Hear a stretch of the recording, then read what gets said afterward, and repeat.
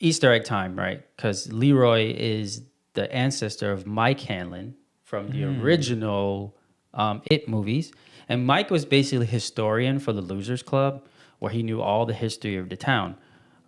And I really think that the reason this show is going back into the past is they might be setting up some sort of like it himself as a creature might have some sort of anger or vendetta towards the family members of the past. And maybe this show might give us why. Okay. Because if in the future he's still orbiting around the children of this bloodline from the past, there's probably a reason. Yeah, that's a good theory. Let's see how it plays out. I mean, the show has a lot of interesting foreshadowing, you could say. Yeah, they're foreshadowing. And plus, Stephen King's really good at picking the correct era, right? Because, there's a lot of issues happening. And not only that, right? Like there's one kid, which is Teddy, who's Jewish. Yep. And they also mention like the Holocaust and a few other things that are happening around, the Jewish society during that time. So that is also one of the major issues that it is probably feeding on. But I think it only feeds within its certain domain.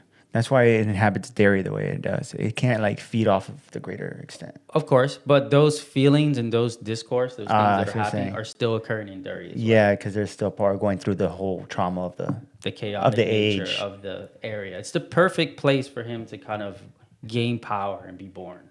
Yeah, interesting. Let's get into the final scene and how did you feel about it? What did you take away from it? To me, it was definitely the second most graphic scene of the episode by far. And it really threw some Hail Marys at me that I was not expecting. One of them being, honestly, that the kids were just killed right off. Almost all of them. Yeah, I actually thought that they would probably go a lot longer. I didn't think they were going to be chopped off that quick. Yeah, Teddy and Finn were a great duo and they did a really good job of character developing them throughout this episode. Like immediately, I resonated with them. They were very funny, especially Finn. He had me cracking up multiple times through the episode. So to see the demon baby pop out of the screen and then just go rampage like that. That was crazy. I mean, yeah, you're right. Teddy's probably the more stoic one, the more calm one. Without a doubt. He looks like he has anxiety, massive amounts of anxiety.